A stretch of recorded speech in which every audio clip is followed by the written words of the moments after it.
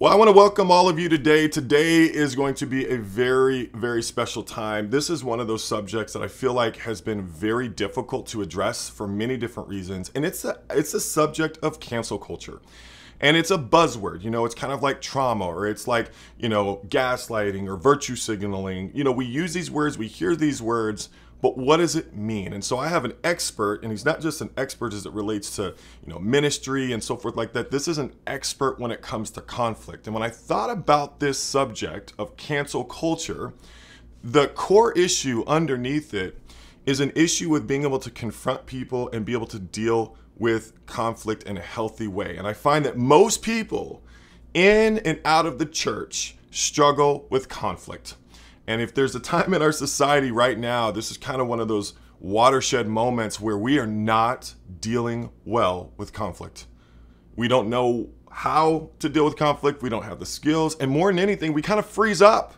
And so what I'm really excited today is to present David Jung, Dr. David Jung, and he's going to just help us to work through the underpinnings of why people decide to join with what's going on with cancel culture. So David, welcome to the channel, my brother. Oh, thanks so much, Kyle. It's great to have you just interview me. I really appreciate the time and energy that you put into your show as well.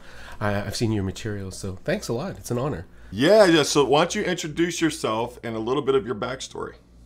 My name is David Jung. I live in Winnipeg, Manitoba. That is about 7.5 hours north of Minneapolis, for those who don't know where that is. It's a cold city, but we have, my wife and I, Erica, we've been living here for about 23 years. We are taking care of the congregation here.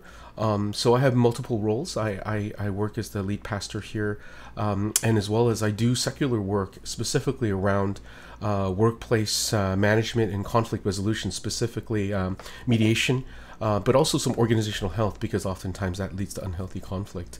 Just a little bit about me. I've been a disciple for about 30 years. I was converted in the Toronto campus ministry in 1991.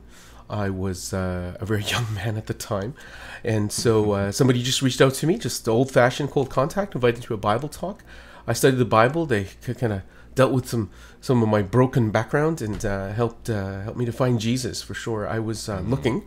My first degree was like a philosophy degree, so I was definitely looking for all the answers in all the wrong places, all the argumentation. I got some good marks on disproving God, and how ironic God is at that time. But I did do that, and it was a great time to be able to become a Christian and really see the campus grow. I went to the ministry about a year into my conversion, and they needed a campus minister. So they looked around for one, but they ended up finding me. And so I've been in the ministry for a while now, like about 29 years. So we've been leading in various places, from churches, very large churches, to our church of about 100 right here. We do have two sons, 24, 23 years old. They're both disciples. One is living in South Korea. The other one is living in Toronto. They just started dating recently, so that we're just like, oh boy, in the kingdom, they don't date very long, and if it works out, then we'll be spending money at the same time. So it's like, ouch. So if they're listening to this, yes, have mercy on your parents. I think some of my educational background, I do have a background in mental health. My master's degree is in mental health, and as well as I have many layers of experience with mental health, and as well, it slowly evolved into conflict. So kind of the backstory is when we got here, a lot of the challenges that we faced in Winnipeg had to do with mental health, and a lot of the people here were sexually and emotionally abused. And so I started reading books. And so I started realizing, this is a little more than that. So I had to go back to school and just learn a lot more about it from a point of view of helping. But this is in the early 2003s when, honestly, mental health wasn't a big thing in the ICOC. It was actually more of a subject we were allergic to. But when we did it after 2003, there were a lot of things that happened, and we went through some challenges. And some of my very first clients were ministers, ex-ministers that were going through post-traumatic, some mystery illnesses and just burnout and a lot of bitterness. And here's the thing, they didn't have money, so a lot of them were pro bono clients. And so to the chagrin of my clinical supervisor, like, what are you doing? And so, I was like, you got to pay back for your degree. I was like, yeah. And so it was really great. But over time, in the kingdom, the word spreads. They're like, yeah, there's this guy. He does a little bit of work with ministers. And so it was fantastic. And so over time, it spread out a little bit more. And so I had more and more people call about things they seemingly related to counseling and therapy, but it wasn't. It was a lot to do with conflict. So I went back to school again, and I picked up some conflict education. But part of one of the places I did go to, they saw some of the work I was doing. They heard a little bit about the work I was doing, and one of them decided to say, "Hey, would you like to become a trainer for us?" And I was like, "Well, what do you mean?" And they said, "With the secular company, we do workplace training to be able to deal with conflict." And I said, "Yeah, sure. Why not?" Talk to my board. I was already a therapist on the side, and so I added this to the job, and it was really cool. I got a chance to work for a secular company. So I think from the experience I had, I picked up the material, just transferable skills, really easily, and I became one of the top consultants for workplace at the workplace there in here in Manitoba. We kind of do work all across North America. And so I take some of the wisdom and some of the experience and some of the mistakes I made and bring it into the church. And now I kind of work heavily with a lot of the conflicts that we do have around the world, especially around senior leaders or within regions, some of the more complex stuff. So this mishmash, kind of a platypus of education of mental health, conflict, my philosophy background, ministry training has put me into this kind of weird Frankenstein creature of experience. And I think it's been really useful. So I do work with the elder service team on the conflict committee, and I do work across the planet on some things that are very challenging with some degrees of success, and of course there's a lot more work. I think even more exciting, there's some things that we're doing across the ICOC. It's called the ICOC Peacemakers Program, where we train church leaders how to deal with basic conflict, and so they can sign up for that program. You just type it up, ICOC Peacemakers, and so people sign up for that, and it's a program teaching people how to deal with it, and it comes with a little manual, and they learn those skills. And quite a few people have actually taken it back to their church, because my job is to get myself out of a job and train trainers to go train others. So people are using the PowerPoints. They've translated the stuff into Portuguese. They're working on French and Spanish, and I think they're even attempting some Chinese. I was like, wow. So it's been really helpful. So that's kind of the blessing that I have going forward. So is that enough about me? Do I need to shoe size? Wow. No, that's good. That's good. What's really cool about what you've just shared is that, when we think about things at an organizational level, there is a bit of an initiative to try and deal with conflict. And because we know, it goes kind of from top down, and if people aren't skillful, then it affects a lot of people. So I just love that there is an initiative to address conflict.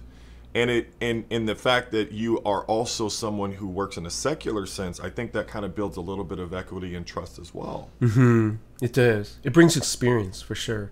And also it just allows me to practice with people that sometimes don't have a standard. I can't pull out a Bible on them. It's like, I really do have to use some skill. So it's like, some people I work with, their watch costs more than my house. So like, what am I supposed to do? I can't tell them what to do without real good reasons. So yeah, it's been amazing to work with all a diverse strata of people. And so it's been very useful in the kingdom as well, as far as I know. Not everybody's super excited about having conflict management, because sometimes they just rather like you said, they'd rather cancel the person. And we can't do that, of course. How many people can you cancel before you paint yourself into a corner? You have no friends left. It's not biblical, and it's certainly not healthy for your job. And we do see that. And so, unfortunately, some of the framework of the world is some of the similar framework that we use in church. We can't. It's a different thing, but Corinth will affect the Corinthians. And so So it's the same kind of thing. But hopefully we can stem the tide a little bit. So before we get into cancel culture as that topic, I want to actually go back to conflict. Yeah. And I want to ask a two-part question. Sure. Why is dealing with conflict so challenging, number one? And number two, what types of conflict exist? Oh, wow. Those are really big questions. I guess if you interviewed 5 people, you're going to get 5 different answers. I can share from me and also some of the years I've done this. I think a lot of times with conflict, if I were to say, I would say 2 things. One, people are not taught how to deal with conflict. So, in a great book I'll recommend later, this gentleman talks about being a peace faker or a peace breaker. You know, so Wow. like, no, it's all good, everything's fine, and really the conflict's brewing inside. They're just sucking it up, but sooner or later it just blows, right? So they're peace faking, right? The peace when there's no peace, and then there's peace breaker. You go around destroying everything, you know. So you scare everybody into silence. So they go to one of those places, but meanwhile, God wants us, you know, Matthew wants us to be peacemakers, which is a very tricky place to stay in, where, you know, when do you know when to challenge and when do you know when to just be quiet? Because Jesus did both, right? And so I think that people just don't know how, right? And I don't think it's that different than marriage. I mean, you know, in order to get married, you literally don't have any, you just want to, and that's it. Like, you know, versus being a plumber, you got to get a ticket, you got a certification, or, you know, somebody's going to play sea hunt in their basement. I mean, then you're not going to let me touch your brakes unless I'm certified. But for some strange reason, people think, sadly, oh, just because I'm a leader or I'm an elder, I'm a boss, I know how to deal with conflict. Well, there's science to it. Like, there's predictable behavior that people have when you deal with certain things, you know. And so I think people think that it's just something you can just kind of walk into. Even though people that are successful, I think a lot of times they do have an innate ability, some of it, but they never get too much further than basic conflict unless they get some type of training, some type of help, and some type of systematic way of looking at the conflict. So that's one thing. I think people are not taught how to do it. I think another side of it is really, I think especially in the world that we're living in right now, they're like, people, they're just not comfortable being uncomfortable. And so conflict, as you look through the Bible, it's like, you know, one man sharpens another, right? That's conflict. You know, when sparks fly, people either run or they try to squash the other person. Like, there's really no in between. They don't sit in that uncomfortable place and say, you know, I hate what you're saying, but I'm just trying to find the nugget of truth in it. You know, and the emotional resilience is very low. And so I find oftentimes I sit with, I do a lot of mediations, hundreds of mediations, and those are the two big things. They don't know what to do, and also they're just so sensitive. If the person says something, like, they don't even check what they mean, and they've already lost it. I voted for so-and-so. That's it. You're out.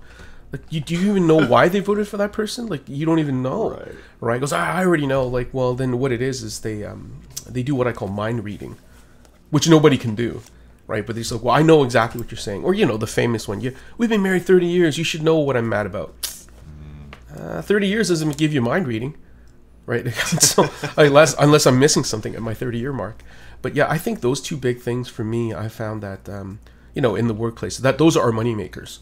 You know, people that need to be taught how to do it, and also say, hey, you know, when you're your best self, you do with this really awesome. But when you're triggered, your amygdala is hijacked, fight, flight, freeze kicks in, and you know. But once we calm people down, a lot of times they'll say, well, that was easy. Well, yeah, if you can calm down, it's totally easy.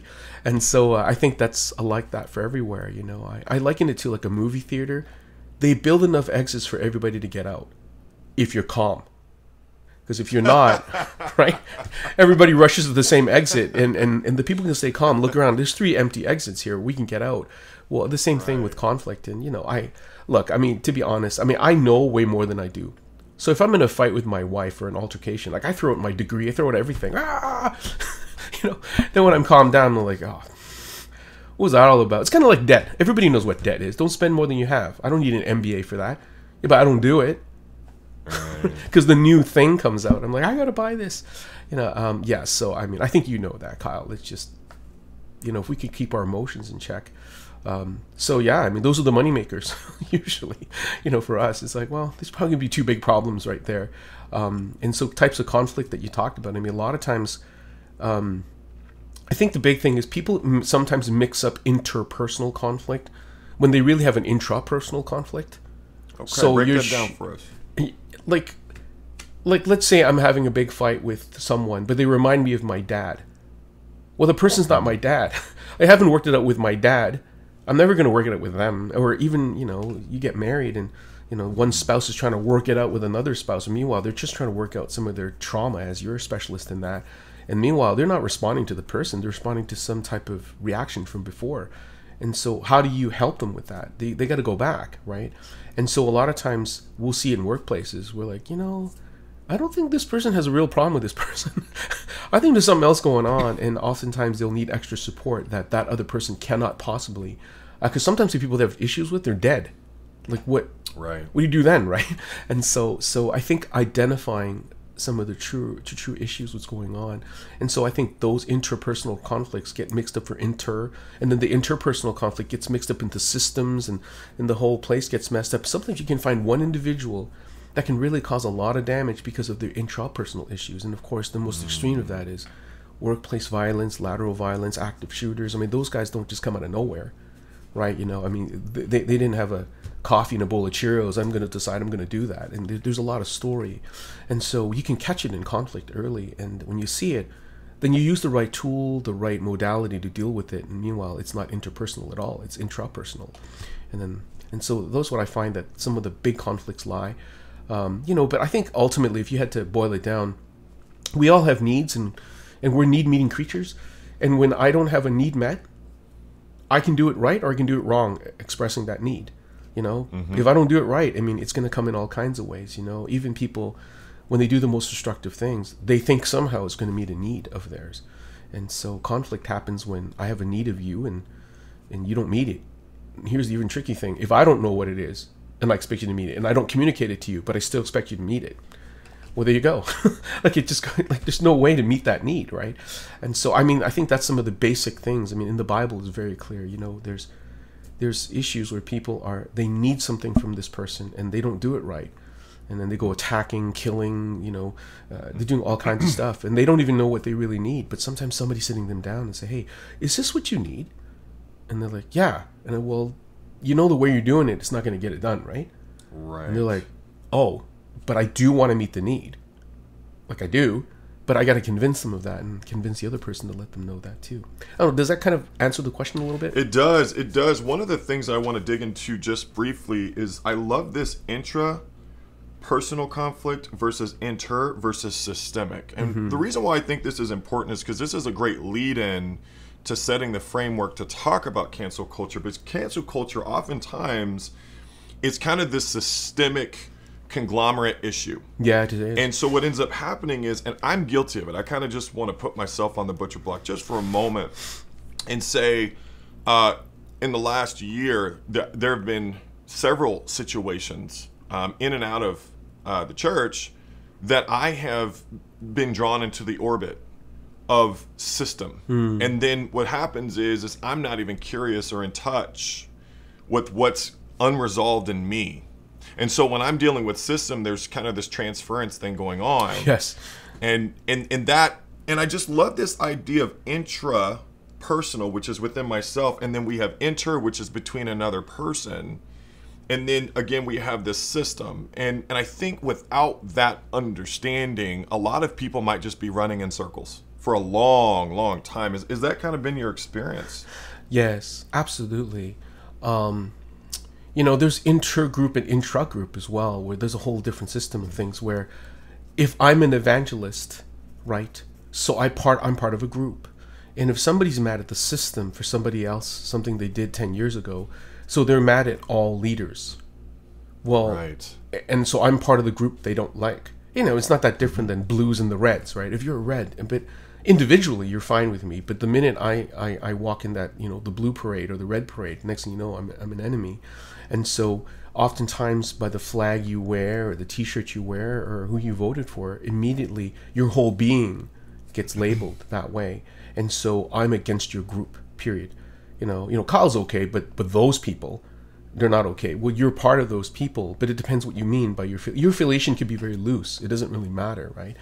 So at the end of the day, I think within the ICOC, there are leaders that people are very upset with. And then, you know, when you do some of the work, you realize it's not the person, because they can't find anything specific this person's done.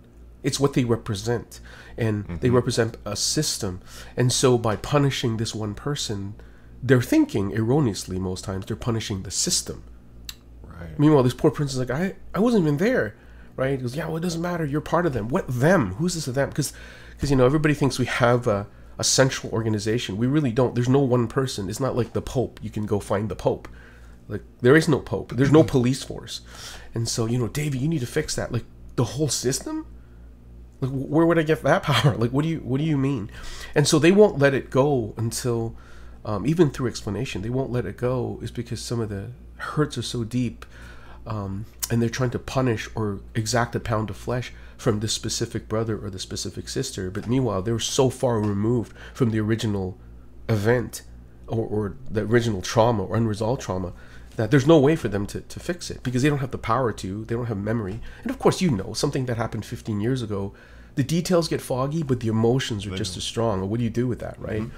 And so if they can't recognize that, then they just cancel me. Well, you're trying to protect the system. I'm like, yeah. And I feel for them, because now they got a story and they're just looking for itching ears, to scratch. And so then get a whole bunch of them.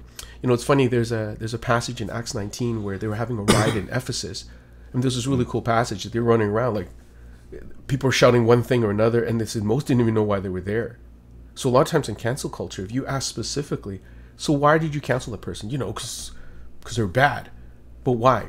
Because they're bad. Like, what did they do? Because they're racist. Well, how do you know that?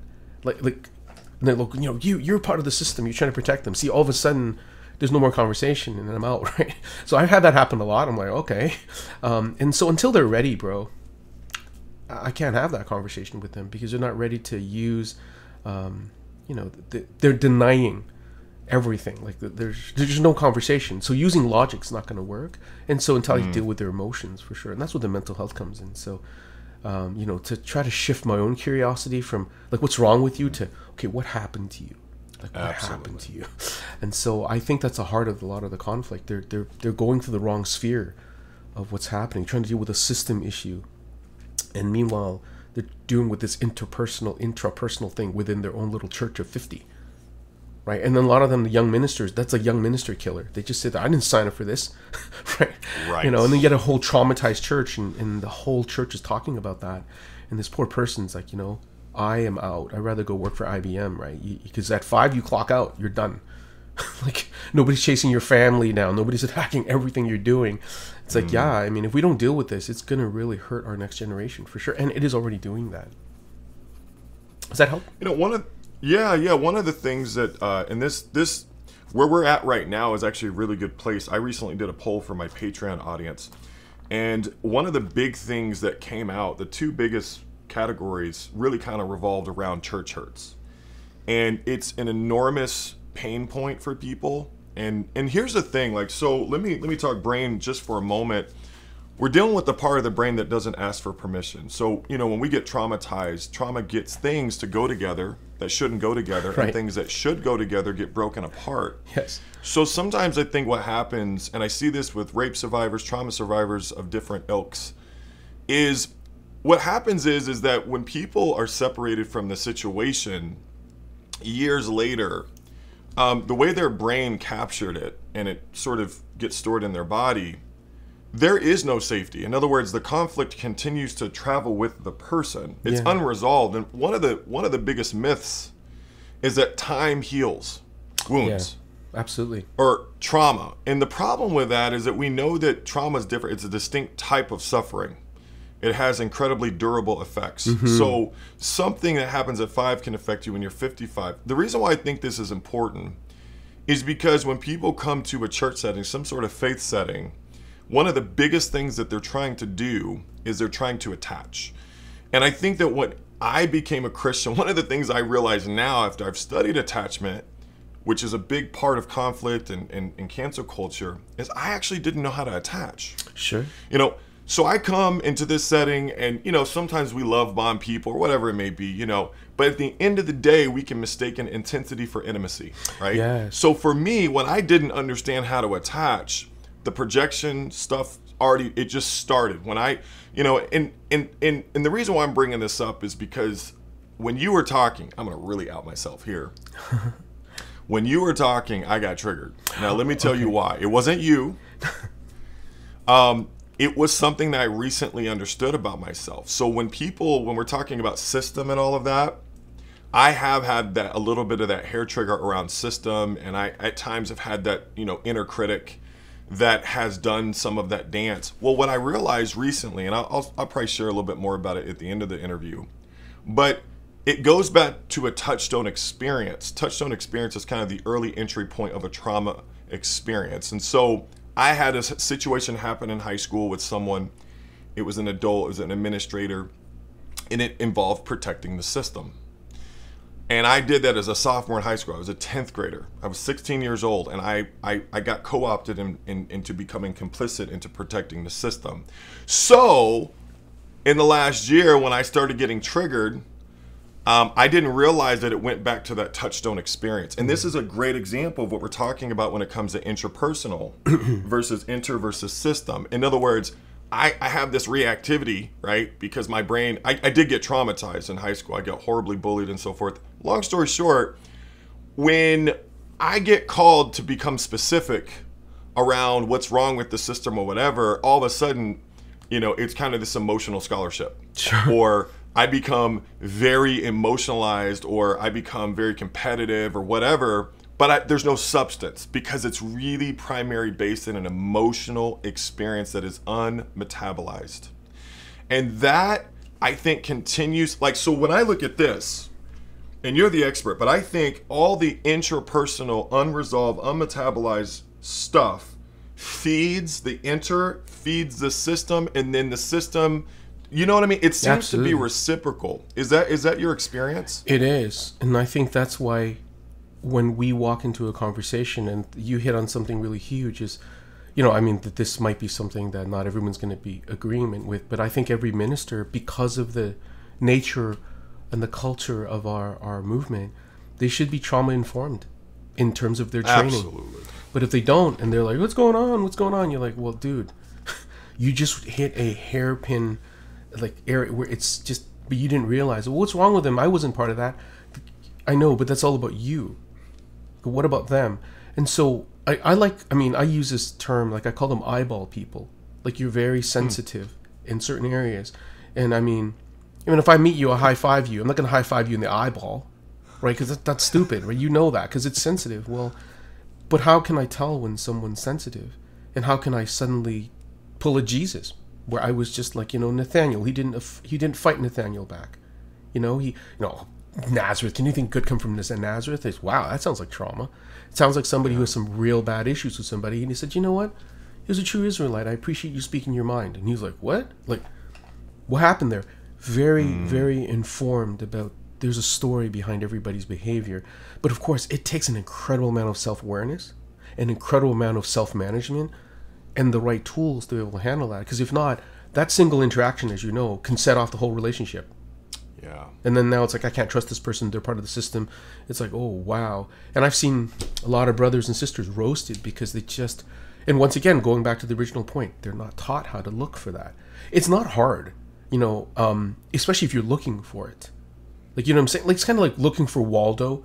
If you know where he is, you find, there he is, right there, right? Or a combo to a lock. You give him a combo, it's easy to open it.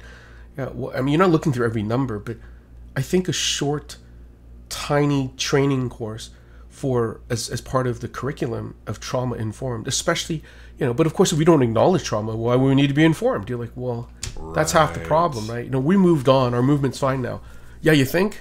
You sure? Why don't you talk to all of us who have been talking to other people that, and when you got 10, 15, maybe 100,000, sounds like a pattern, right? There's something niche going on. And I mean, it's not popular when I say it, but they can't deny the numbers. Well, and they're all saying the same thing, like the same exact thing. Yeah. Like, you know, Douglas and his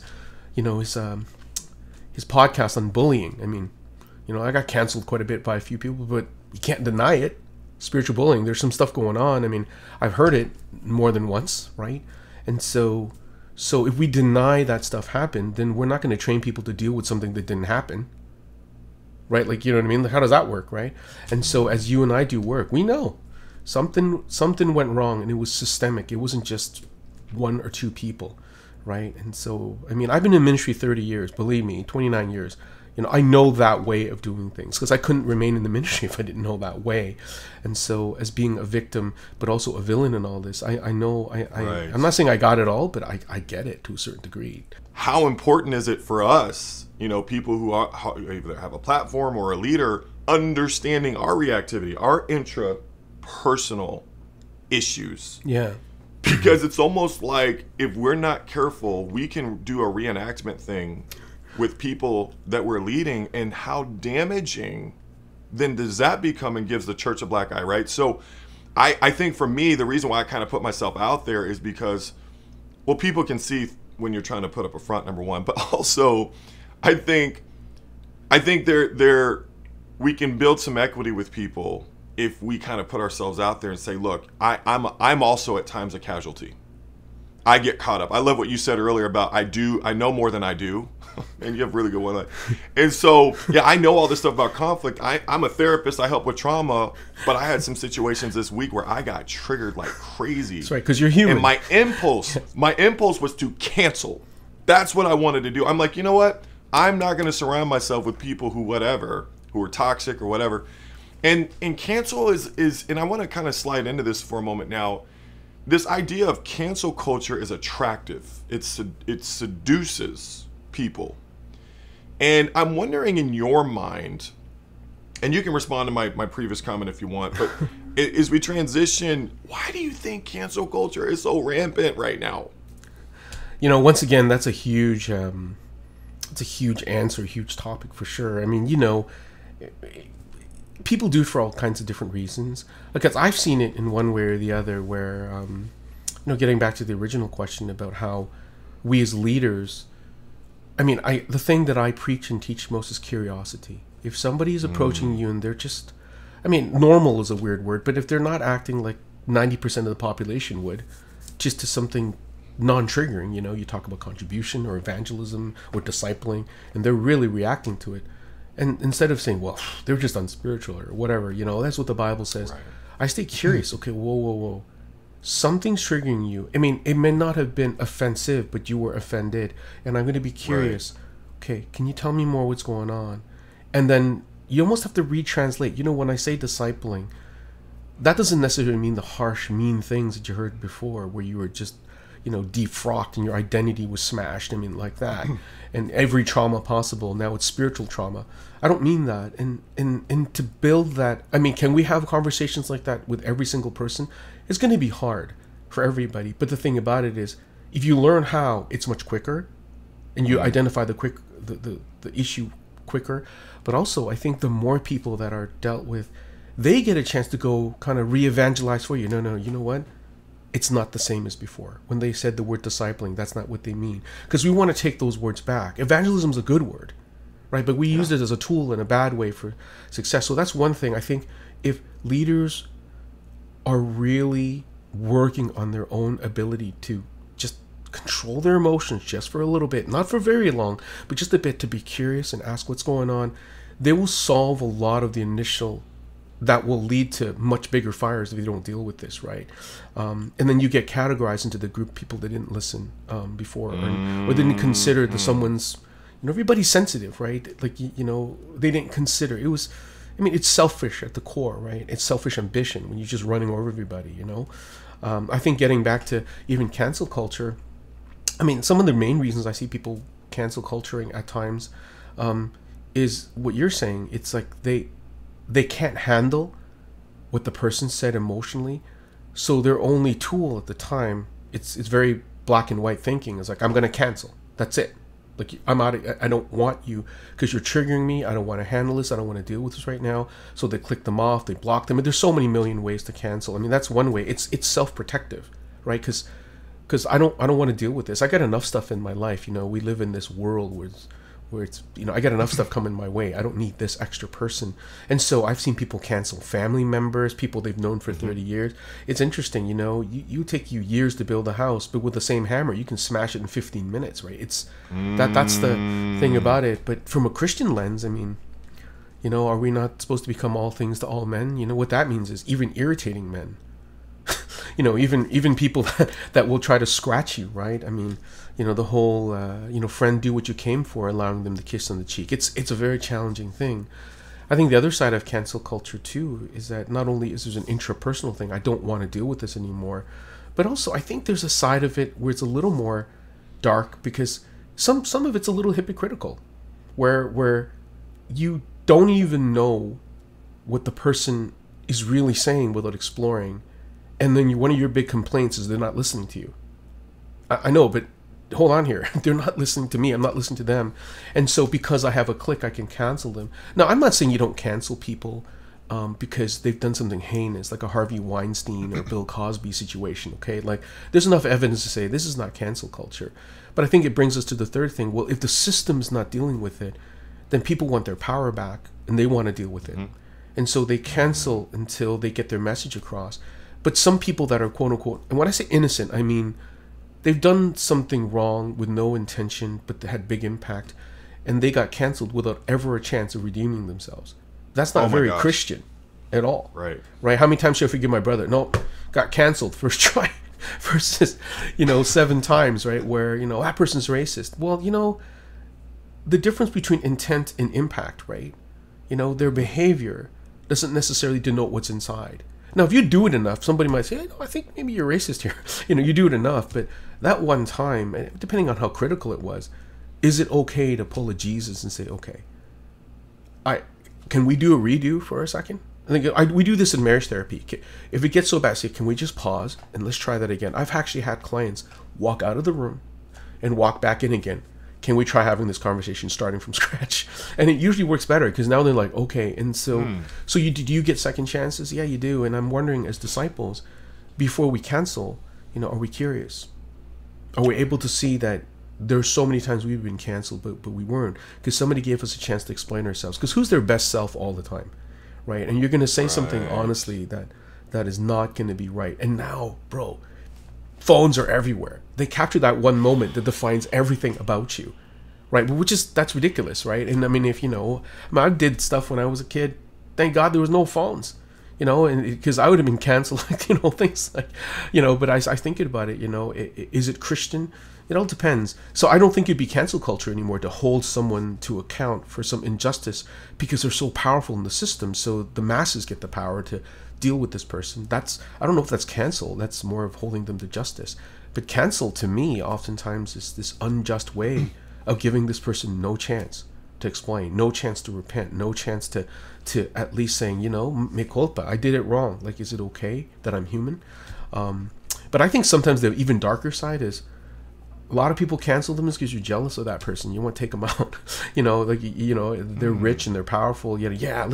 Let's hate on these people that it was a recent. I haven't heard that take before. That's very interesting. I haven't heard that take before. Oh yeah, why not? Right? It's jealousy. So if you see this person with all this, and then they do even one thing wrong, like shut them down. They're a movie star. They got money. Their kids get in front of the line at Disney World or whatever. You get mad and angry. But deep down, I mean, are you angry because of the unjust, unrighteous things? Or are you more like, I would like that plane. I would like to get in the front of the line.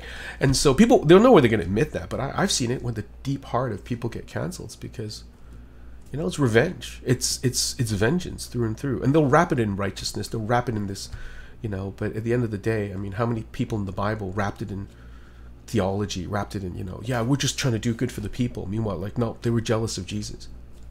I mean, they canceled Jesus. I mean, he got crucified. That's the ultimate canceling, right? And they ignored everything he said. They didn't even consider what he was saying.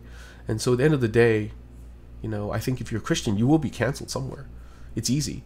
Yeah. So real quick, one of the things that I find, people are not training themselves to widen their window of tolerance or their distress tolerance, your ability to handle those USA feelings. That's distress tolerance, number one. Number two, I think we're not curious. I love where you're going with being curious. I don't think we're curious enough to be to examine the language that gets used that creates the trigger. Absolutely. So language, and I had a great conversation with some folks this week about how language can start that amygdala. When the amygdala gets hijacked, language is part of the ladder up. And so I'm wondering, let's go back for a moment. Language. Give us some tools within our realm of cancel culture. We have this cancel culture. What are some ways that we can think about how we're using words?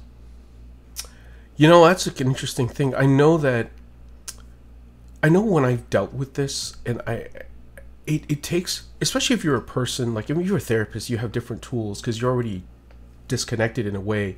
You're not. But I mean, I know that even teaching the lay person, I don't know what word's going to trigger somebody because I don't know. Have fun trying to figure what word. I mean, there's certain words will trigger people for sure, but those other words I have no idea. They're neutral to me or even positive to me. They're negative to the other person. So I like to use this concept, in Stephen Covey Jr.'s book, Moving at the Speed of Trust, this idea where I'm super aware, and especially if this person's had some, I mean, I like to say in my conflict, if you're having the same 3 conversations, you're having the wrong conversation. Like something, if this is the 3rd time this is being brought up, like I'm missing something, so I must slow down and move at the speed of trust.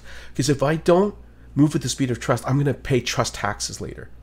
Okay, like why are things taking so long? Like they're questioning everything I'm doing. Or if you move at the speed of trust, you receive trust dividends, where it's like, no, bro, I just trust you, bro. Because it's almost like if someone trusts you, you can convince them of anything. Absolutely. But if they don't trust you, literally, you can hand them $1 million. They're like, "What? Is it poison?" You're like, "What?" Like, no. But I think the part of it is, if I'm talking to someone and being super aware instead of just talking at them, and just seeing, okay, something's happening to them, and I like to use this for just lay people. Temperatures. I mean, I'll use hot, cold, and warm. If we're talking and it stays warm, I can keep talking, moving at the same speed. If it suddenly gets hot, just a little bit, I'm like, something's changed. Or if it suddenly gets cold, we're like, oh, okay. Like, I've got to be able to stop for a second and just back up and be aware. Hey, it seems like something shifted with us. Did I say something that didn't work for you? I didn't say wrong. I mean, I don't know, it didn't work for you. And that pause, that pregnant pause will tell me I did. Say, I want to stop. And so I like to frame it this way, and I've heard this many years ago. It's called the 4 F's. Feelings first, facts follow. I'm going to find what that feeling is, and then I'll lay out some more facts. Because sometimes what we'll do is to try to get out of the uncomfortability. I'll lay out more facts, advice. I'll give them more data to prove how right I am. Meanwhile, I am missing something. That feeling blocks their ears. It blocks logic. It blocks every single thing. So it doesn't matter. I was part of a situation once, and they were like, well, I really closed it off in the end. I'm like, okay, when did you trigger them?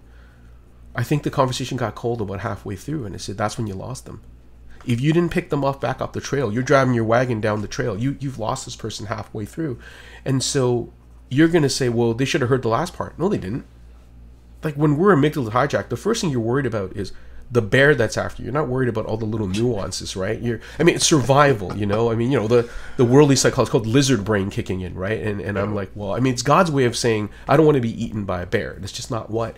And so you're not listening to reason. Our processing of logic is at its lowest when we're at crisis point, when our amygdala's hijacked, because you're not worried about your taxes. You're worried about getting eaten. And so if I don't deal with the feelings first, and then I follow with facts and ideas and what I was, so I can't continue with that conversation. I have to just pull off to the side and say, hey, what's happened here? Something shifted. And they may not want to admit it, but I'm going to change. Hey, listen, it sounds like something's really shifted the way we're talking here. Can we just check in? They call it immediacy. You just check in. Hey, what's going on here? And if it's not hard to do in terms of the skill, but the discernment when to use it, it can only be taught by doing it, and of course having the confidence to use it, because you train, well, okay, something shifted in there, and so, well, I'm uncomfortable, I'm just going to keep rolling on with information. That never works. What did Gottman also say? The way a conversation starts is the way it usually ends. Right. Well, they started a certain way. I don't have to follow suit. I don't, because the gentle word can break a bone. It's very powerful. If somebody says something to you, David, I think you're just like one of those leaders. What do you mean? What are you talking about? As opposed to, wow, so something I did's not working for you. Hey, can we just stop for a second? Hey, it's not important that we talk about the Bible talk statistics. What's happening? And I just wait. But I got to be willing to hear what they're saying to me. That's going to be uncomfortable. Well, the other day when you said this in leadership meeting, it really offended me. What do you mean it offended you? I'm just using a Bible word. Versus, okay, so what did you hear me say? So I'm just dealing with their feelings. I'm not even dealing with the facts right now. So I think when in layman terms, I check the temperature, warm, hot, cold. Look what's going on, because you kind of know. You're like, uh-oh. You upset your wives. They kind of know, like, uh-oh.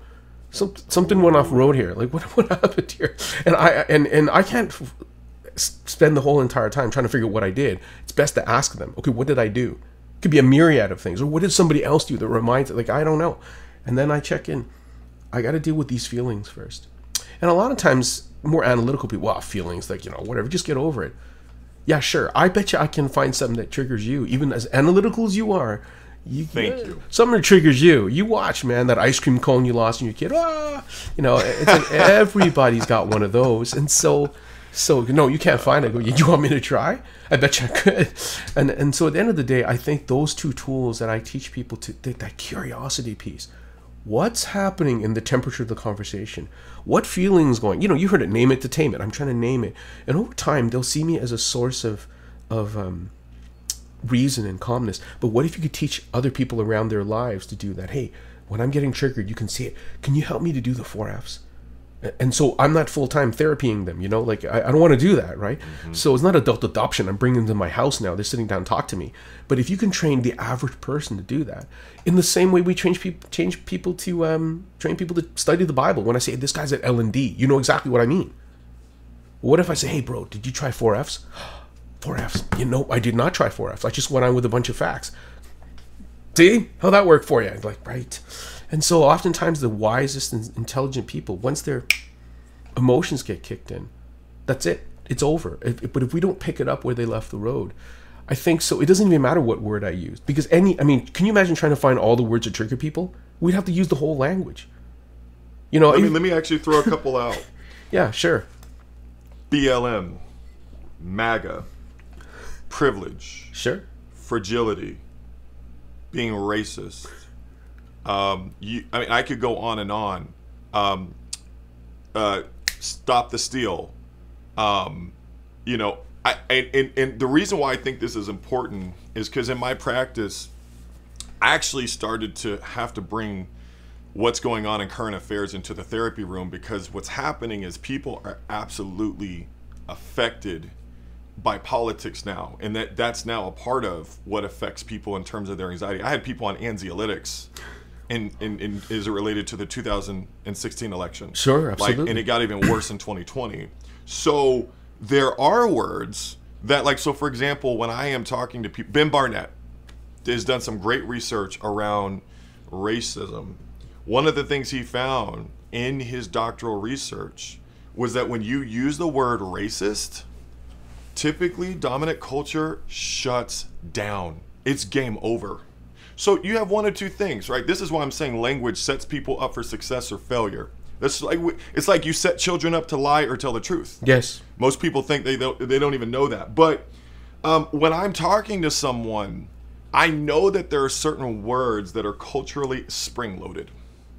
So why would I use a word like racist when the research shows if I use bigot, it's kind of weird. If you say bigotry, people are actually, or discrimination, people are, more accommodating to that type of language than they are to the outright language. Yeah. Well, I think you're right. I mean, people have imputed meaning into these words that are well beyond, and so it means something more. I mean, even the word gay, many years ago, that meant happy. Well, now, or even when we see the rainbow, that's Noah's sign, right? No, it's not. So when people take the word and they add all the cultural meaning to it, but I think what you're saying is part of what we answered before was, let's say somebody says, okay, I voted for the MAGA group. Oh, you're done. I'm done with you. Okay, hold on. What about being curious? What do you mean by that? Like what specific thing? That's right? fair. And they're like, well, I voted for this specific thing. We want our borders controlled so that we don't have a lot of, bad elements coming in, smuggling drugs, trafficking women. Oh, yeah, I agree with that. Is that the only reason you vote for the MAGA group? Yeah. Oh. What were you thinking? Oh, I was thinking racist. I was thinking about all these other things. No, that's not what I mean. So sometimes they're choosing between the lesser of two evils. But what if I don't find out what it is, right? Because I've had that a lot. I mean, we didn't even mention in the coronavirus stuff. That's a whole thing, right? Where somebody says, well, I don't trust these vaccines. And I'm like, okay. It's easy for me to say, oh, yeah, whatever way, cancel or not cancel, as opposed to, well, that's interesting. So it sounds like the vaccines don't work for you. So can I know a little bit about that? Well, I'm having trouble trusting the science. It's only been 2 years. How can they have a longitudinal study in 2 years? And I go, I would actually agree. It is kind of sketchy in 2 years to come up with a vaccine. It's pretty fast. I would agree with that. But with the data that I have, I've made a decision. It sounds like you did the same thing with the data you had. You also made a decision. So can we respect that? I looked at data one way, you looked at data another way, and I made a decision. So you're not going to convert me. But what it is I can have a conversation. And so you're not going to get canceled by me just because you say you're an anti-vaxxer, because I want to know why. Yeah, I want to know what your thinking is. So what I'm hearing you say to some degree, and I like this, that we don't walk on eggshells, right? Because then we don't really develop intimacy. Okay? So on one hand, we do, because stumbling blocks are real. Yes, they are. We can set people up with a stumbling block. But what I hear you saying, that I that's why I said it's fair, when we try to bypass relationship is a contact sport, right? So when I try to bypass... That's funny. Right? When I try to bypass the interaction, that is a form of conflict avoidance. Yes. In other words, peace breaking, like you're done. Yeah. So the peace faking is when I get like, so I think cultural competence versus cultural humility, right? Yes. At the end of the day, I think where you're coming from is cultural humility, which is I'm here to learn. Cultural competence is I'm here to prove. And so what I hear you saying is we need to be active learners of other people. And then we'll, if we play, we play nice in the sandbox, this thing can be beautiful. I think that once again, how many people come into workshops, and they've been to thousands of workshops, and they have all this knowledge that they don't use, right? Like, I like to use this where, everybody kind of knows, well, most people, they've heard, you've been to a high school science lab, one of the first things they teach you is to stop, drop, and roll. Because there's a good chance you might set yourself on fire with a Bunsen burner, right? And they don't want that. That's not going to happen in sewing class, but in the lab, 100%, right? So the reason they do stop, drop, and roll is because it pushes through the amygdala, that simple statement, because you're freaking out, obviously, when you're on fire. You have to have something that's simple that you can practice right away, but there's tons of science behind it, smothering the fire, reducing oxygen, don't run around with locomotion, setting other things on fire, right? But it goes down to stop, drop, and roll. Back in the day, Cuban Missile Crisis was duck and cover. Doesn't make sense, obviously. You're not going to go duck under a desk. But it doesn't matter. People still remember it, right? I think 4Fs, feelings first, facts follow, curiosity, these are the emotional stop, drop, and rolls. If I can use one of these two tools, instead of the degree that I have, I don't use in the middle of a fight in the middle of Costco, somebody called me some kind of racist name, versus like, okay, what are they doing? Because I do know this. When you have a limited vocabulary, or you're trying to get the maximum shock value in the short amount of time, you're going to use a word is going to trigger me. And also on top of it, when you only got 4 words to use, what 4 words are you going to use, right? Well, I'm going to call you racist. I'm going to call you... they don't have a large emotionary, so everybody's mad or hungry. Like, what? There's other emotions other than that, right? Ambivalence. Like, what's that? So I'm not going to go teach them a whole new dictionary, but I'm going to think, okay, so when you say this, there's a whole plethora of words you probably mean. So is it up to them that is less educated or less aware than me for them to educate me? Or is it me? The Bible talks about the strong bear with the weak, right? And I'm sitting there. How many times did the apostles say something completely ridiculous to Jesus? And Jesus just saw their best intention, corrected them. Now, of course, some of the guys didn't want correction. Then they got nailed, calling Satan, and got rebuked. And of course, Matthew 23, Jesus lambasted the Pharisees because they knew and they didn't want to listen. So I'm thinking, if I could just hold on to curiosity and just manage myself, isn't that part of the essence of Christianity, right? Where I realize that I'm a sinner and I'm going to sin, and I want people to deal with me with graciousness, right?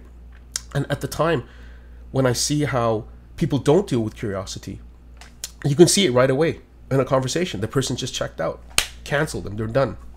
Or they don't have any other large words to use, so the person immediately imputes meaning. You said that, so therefore you're all these things. Well, that's pretty crazy to think of one thing that defines that whole person, because we're way more complicated than one item that we do.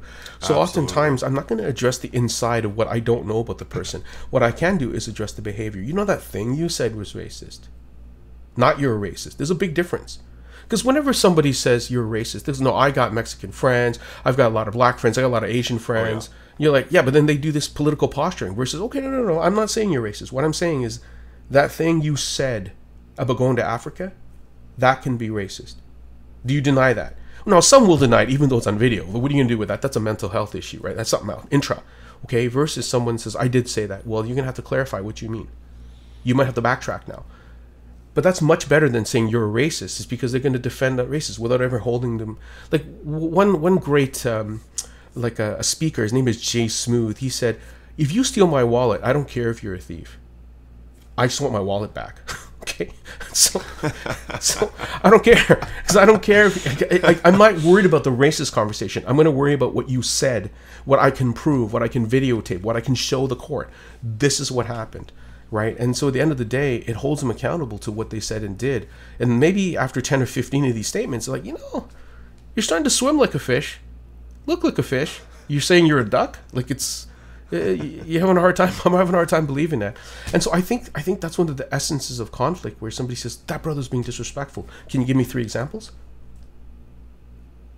Well, he's... And that's why I said what I said earlier, yes, which is right.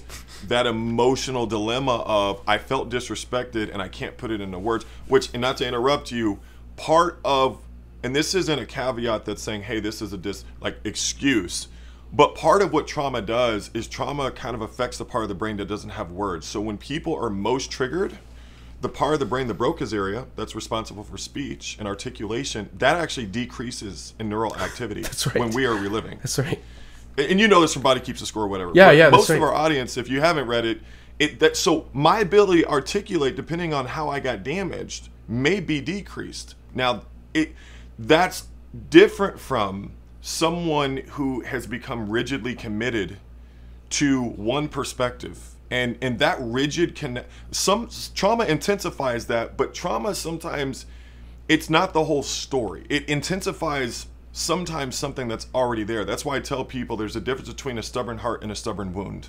Yeah. So a stubborn heart is, I don't want to do it God's way. A stubborn wound is, I've tried healing this, and I've tried and I've tried and I've tried and I've tried, and it is a stubborn wound. That's kind of the sucky part about trauma. But the point I'm making in all of this is that there is sometimes a lack of words. So that's why I like what you said about being trauma informed. The more people we can help understand, hey, when there has been a real deterioration in someone's dignity, right? Someone has felt dehumanized. Yes. Okay? What we need is a mechanism that engages the part of them that, because words are clumsy when we're trying to explain what's going on inside the heart. So sometimes, I may have someone draw with their left hand, or, I may have someone do imagery or something to get at it, or give me an analogy, give me a metaphor. And that's why I love what you're saying about facts follow. Because we need to get the brain de-aroused before we can help people. You have to connect before you correct. And so I love what I feel like you're giving people like coat hangers for a messy closet. That's right, to organize. I really appreciate it. And if I think they got to be gentle with themselves. This is like learning a new language, right?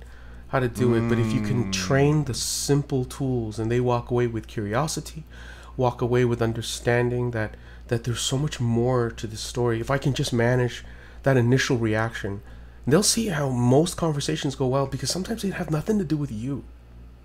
Right. It's everything to do with that. And isn't that Christian, to be able to bear with the failings of the weak and those who are hurting, as I want people to bear with me? How would I want someone to do with my son if he had trauma?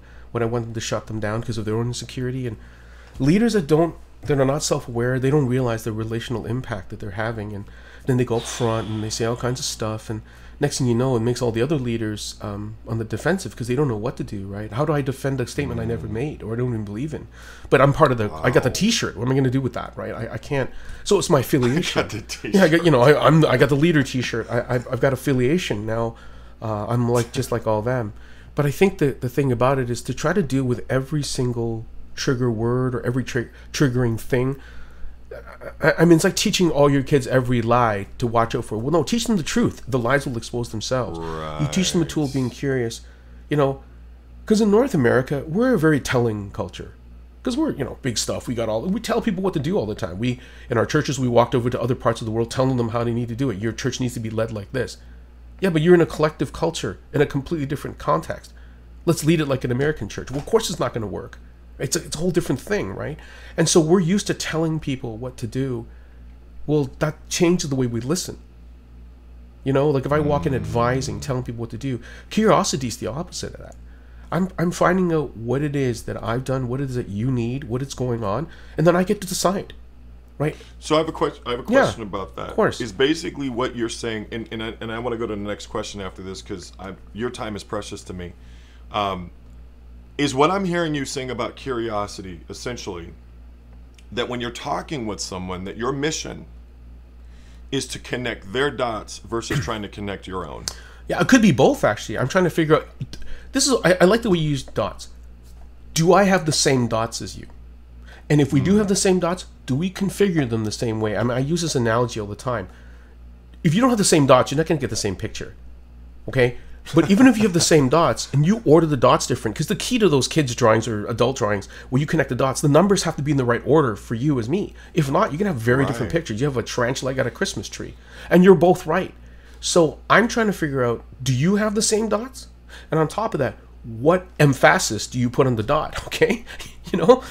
What emphasis do you put on the dots? Because sometimes I hear people put emphasis on stuff I would never put emphasis on because of who I am. And then I'm talking about something that sounds like what they're talking about. Meanwhile, and so oftentimes we focus on each other instead of the actual real issue we're talking about. So if I'm late, it's not me, it's my behavior.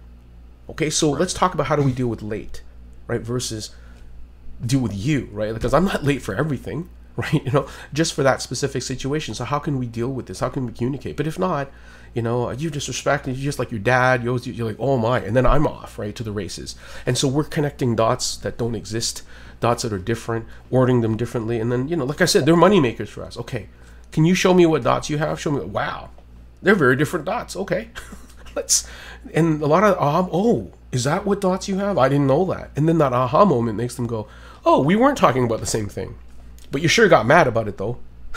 so that's fine. That's it's interesting. I like the way you think about the dots, like, you know, the order of, anyway, the way you broke that down. I haven't thought of that way, and I really liked that.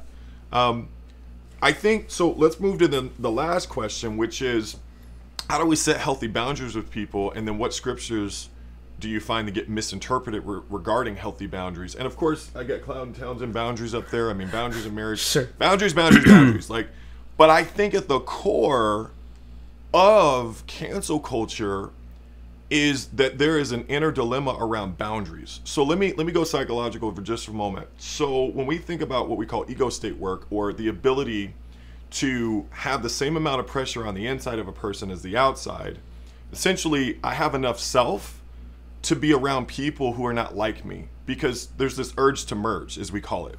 In other words, when someone has little ability to differentiate themselves from their surroundings, they typically pull away violently because they don't have enough material inside to actively force against what's on the outside. So that's kind of what we call this idea of being ego dystonic, which is same pressure. Well, when there's not enough pressure on the inside of a person, they kind of get squashed, right? And so typically in my practice, I'm helping people to develop enough self so they can be less reactive. Because part of it is that they don't have the ability to be differentiated, which means their own person. Which amazingly, what God gives us when he renews us, when he rebirths us, is he gives us self. The Bible says self-control. Well, the reason why self-control is a mandate is because he's given us a new self. A self that can have its own way of doing, thinking, and so forth. Anyway, so partly what I see with people who do cancel culture is there's a lack of self. There's a lack of material in self. And so they don't have a way to create more self or bolster that sense of self. And so what happens is they dismiss themselves rather than focusing on, maybe I need to build some self. And the way to do that is through boundaries, healthy boundaries. Boundaries versus cancel, right? Boundaries don't equal cancel. And I think that's something I'm wondering from your perspective. You know, some people, I think they're thinking, if I cancel someone, that's setting a boundary. Actually, what I find for people is that loneliness and that not being skilled at being able to hold the pressure inside of like who you are, that sort of internal fortitude, that doesn't get created by canceling people out of your life. You don't get more self by getting rid of people. Now, if you get rid of the wrong people, that's a different story.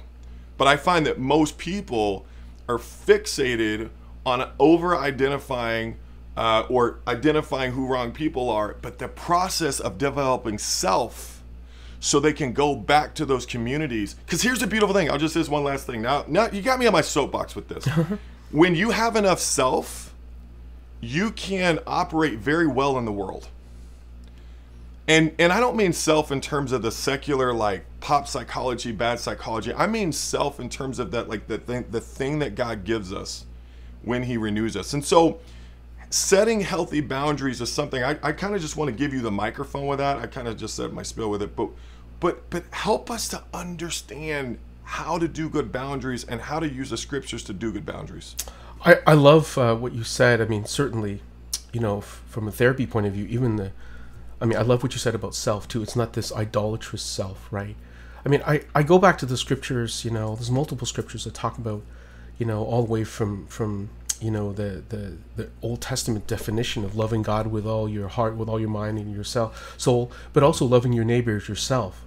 The third hidden command is you got to have a healthy self-love. Because if you don't, how can you love your neighbor as yourself? Say, I hate myself, then I hate my neighbor, then it's justified. No. It's a very clear definition. I must love myself in a way where God loves me. He loves what he made. So I love myself the way God loves me. But here's the tricky thing where in modern psychology, if they just focus on self, it becomes toxic. So either you have an inflated view of yourself or a deflated view of yourself.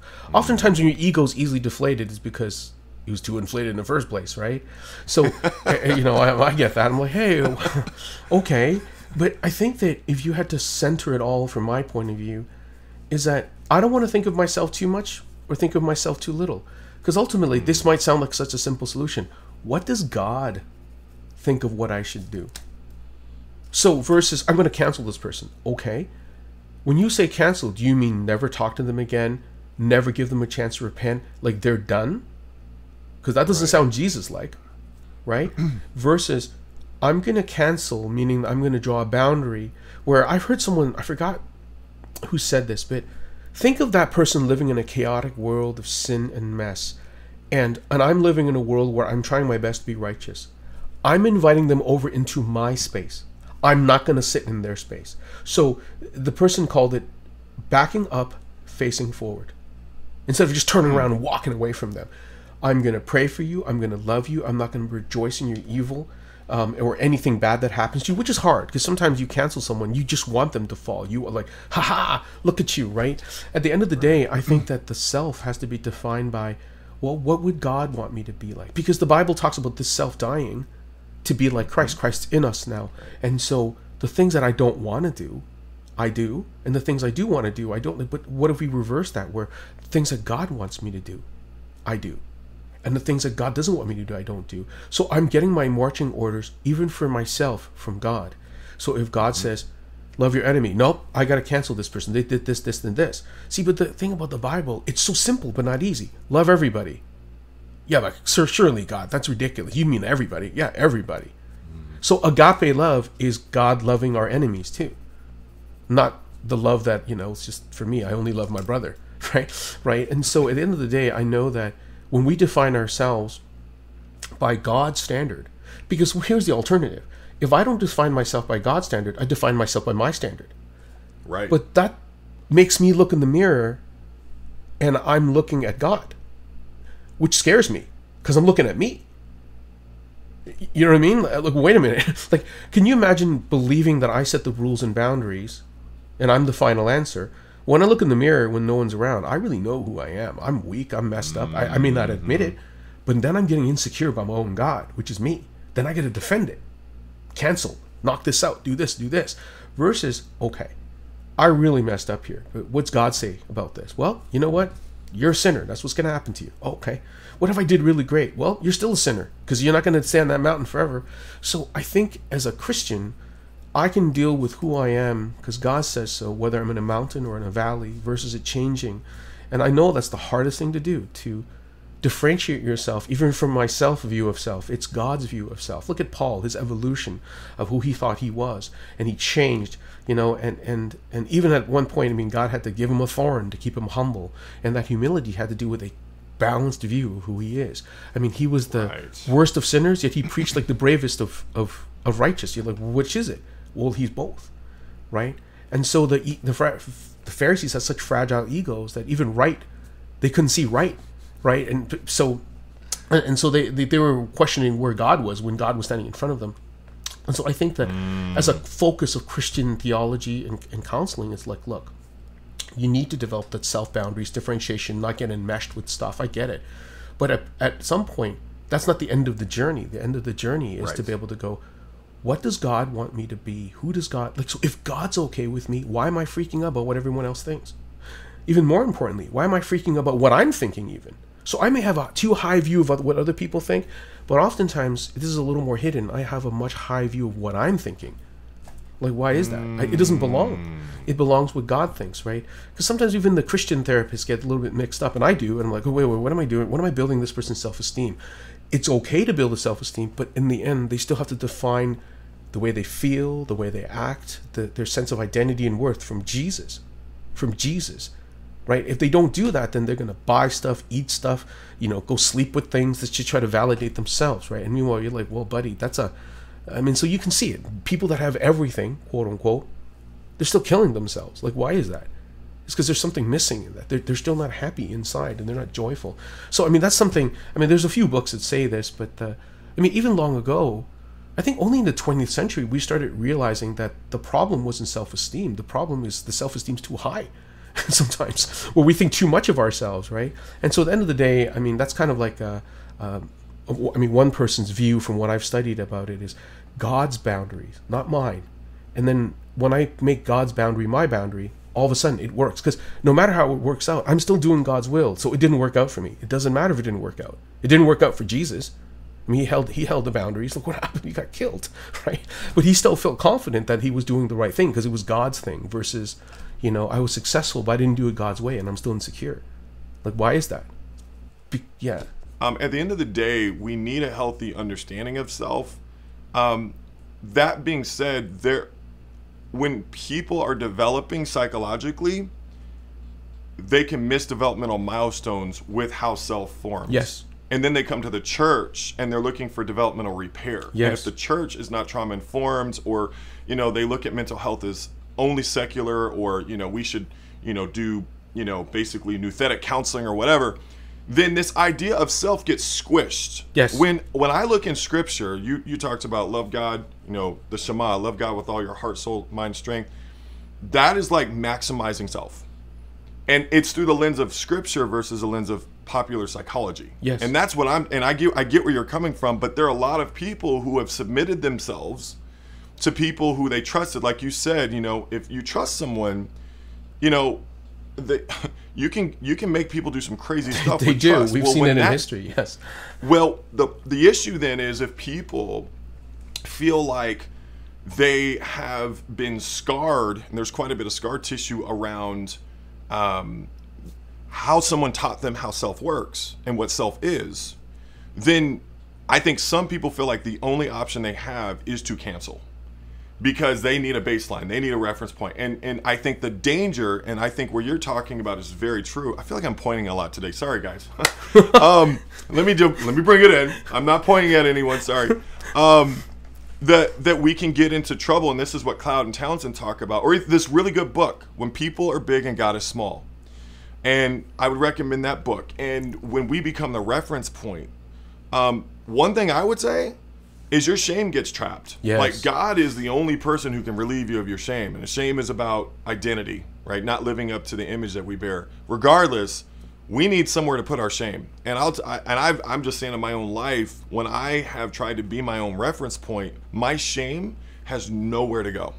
So I think we have to be careful. If you got damaged by people and you feel like your only option is to cancel, just be a little bit more curious about what your other options are. Yeah, I think so. And I love that, because is it okay to set a boundary so that you can kind of take a knee in the corner and get yourself worked up to go have that conversation in love? Yeah. I think so. But to cancel without any further anything at all, without a chance. Now, of course, this is a little different with trauma victims of rape, whatever. You may not have to be able to engage with this person again because it's too much. There's too much water under the bridge. That's different. That's a caveat for that. But for other relationships where, they offended you, but I mean, it depends what you decide is trauma and critical. Can you work through it? And the goal is, I mean, you may not be best friends going over each other, have barbecue, whatever, but at least you're at a stranger's level relationship where they're not affecting your whole spiritual life, you know? Because I mean, you know that our three key relationships: relationship with God, with others, and self. If any of these are fractured, it does not make a whole being, and it just messes you up for your whole Christian life. And I mean, even when, I mean, that's the essence of studying the Bible, are we not? We're trying to get them mended with God, with others, and self, right? But we focus not much on self because our limited vocabulary and training in self. And so you'll see that problem with self affects the problems with others and God, right? So you know this. I mean, you know, I had a really rough upbringing, and my dad and I weren't close. Father's Day is challenging for me. It is. So I better have reconciled that, because if not, I'm always going to see God as this distant God that doesn't care. He only cares when I mess something up. Well, that's not healthy. That's going to shift my preaching, teaching. It's going to shift, because when I'm stressed, my worst self comes out, and that's where I'm going to go, right? My natural place. And so I hear what you're saying, and I think with people, having other people in your life who know what they're talking about and give you the space to just be a little bit crazy for a bit, just for a bit, and then to sit you down and say, okay, are you done? Because now you're in a safe place to kind of spew a little bit. You know, I call it the psalm moments. At the beginning of the psalm, like, and then the end, okay, God's in control. Right? That's okay, right? As long as you don't stay in the moment, right? So at the end of the day, I know that dealing with people, it has very much to do with the way you deal with yourself, and then how, and like what you said is so true. You don't have a good foundation. You're not going to want to go near anything. And so your world gets smaller and smaller and smaller as people get more and more triggered, and they're not in a great world they live in. They're going to get more and more. I mean, the more you hang around somebody, sooner or later they're going to offend you. Sooner or later they're going to say something, right? So it's not about them. It's about me. It's about, okay, can I? And that's a Jesus thing. He didn't change. He didn't try to change them to a certain degree as the primary point. You know, he just responded to them. Hopefully his being will change them. It was pretty amazing who he was, and how he held on, right? So, I mean, Jesus, I know, it totally makes sense. I mean, Colossians is a great book for that, right? Where Jesus is supreme. It doesn't matter what new heresy, new weird thing comes in the way. Jesus is supreme. He really is, in counseling, psychology, and trauma and therapy. If it goes back to Jesus, right? It's not like therapy and then there's scripture. It ties in. But I think our vocabulary in the ICOC needs to increase, and even the average minister, the basic minister, needs to understand, I recognize something here. So I see it this way: I'm not a doctor, but I can call 911. But what if you don't recognize this as a 911 situation? Then you keep dealing with it the regular way, and then you don't know what's going on, and then they usually get kicked out of the church, or something happens without realizing that, you know, God brought them there for some healing. And hopefully we have some of the tools to be able to at least start the conversation, and then get them extra support, like from persons like yourself who can talk them through it, right? Some of the funny corners you get to talk through. So does that make sense? So yeah, speaking of that, let's have you kind of talk through some resources briefly here. And I've held you for long enough, so no, I got the time for resources. You, bro. Yeah. I appreciate it. What are some resources you recommend? You know, a lot of times people get overwhelmed with books. I think if you're a leader, you don't have just to be a leader. There's a really great book that was seminal. It's called The Emotional Intelligence of Jesus.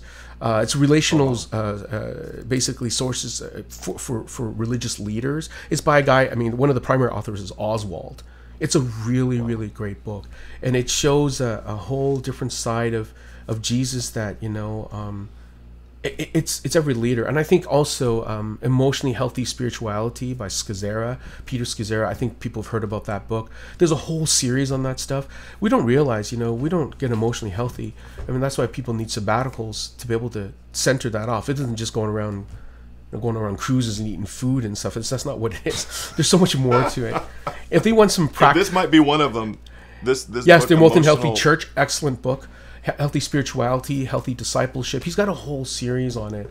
And then I think the last set of resources I would recommend, especially for conflict and dealing with it, is a series by Ken Sande, Kensande, and he has the whole series on the peacemaker, peacemaking for families, peacemaking for everyday conflicts, like biblical principles, step by step.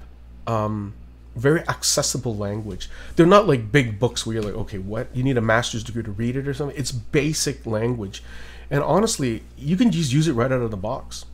These are the more spiritual resources. They're all written from a spiritual point of view. You know, if if people just pick up some of those principles, they'll do well. Emotionally healthy, intelligence of Jesus, the emotionally healthy series, church discipleship, and the Ken Sande series on conflict. Really, really good books that I recommend to a lot of the students here. Take this. They're like, wow, this is practical, out of the box wisdom that you can use right away. That help? Oh man, I tell you, yeah, totally. I mean, because at the end of the day, people always love to, at least my audience, they love to go further for themselves. I think one of the things that people want is they want, there's biblical literacy, and then there's the ability to become just literate as it relates to working through your stuff. I love that you've helped us to take some ownership. I think cancel culture is kind of a deflection of ownership. And at the end of the day, we do it for different reasons, but I really appreciate how you have very skillfully, you are a wordsmith. Oh. And you are, man, you can just, and it's being smart, but it's not about who knows the most, it's about who can explain it the best. Yeah. And so I just feel like you did a really good job explaining yourself well today. Oh, well, thank you. I appreciate that, Kyle. Yeah. Well, I'm going to tell you what I tell all my folks. As corny as it is, when we are discouraged, we need to know that people are with us and that God is for us. And David, I just want to say we are with you and God is for you, my brother. Amen. Well, thank you. That's very kind. And thank you for all the work that you do. I'm sure it's going to, it's a gift that keeps on giving. And people will grow and change. If even one soul, I'm sure many more than that, are affected by some of the things that you share here. God bless your work. God, thank you. Thanks for having me on your show. If you never need me for something else, let me know. Oh, I'll call again. Okay, oh, yeah. Amen. Yeah, you can always call me, man. Just give me a call. Back, bro. Give me a holler and it'll be all good. You're coming back. Well, you take care. Is there anything else you need from me today? Well, I'm going to close out. So if you've stayed with us through the entire video, I want to thank you. It is really good to be back on YouTube. Also, I would say that, one of the things I would encourage people to do is be very prayerful about situations in your life that you need to address. I had a conversation with someone this week, and I had been stewing on it for months. Oh. And it was so amazing to have this conversation and be liberated and unburdened, right? Conflict, addressing this stuff is liberating. And it's really the only way to get free. And I hope today was helpful for you. I'll see you next time. Amen. Thank you so much.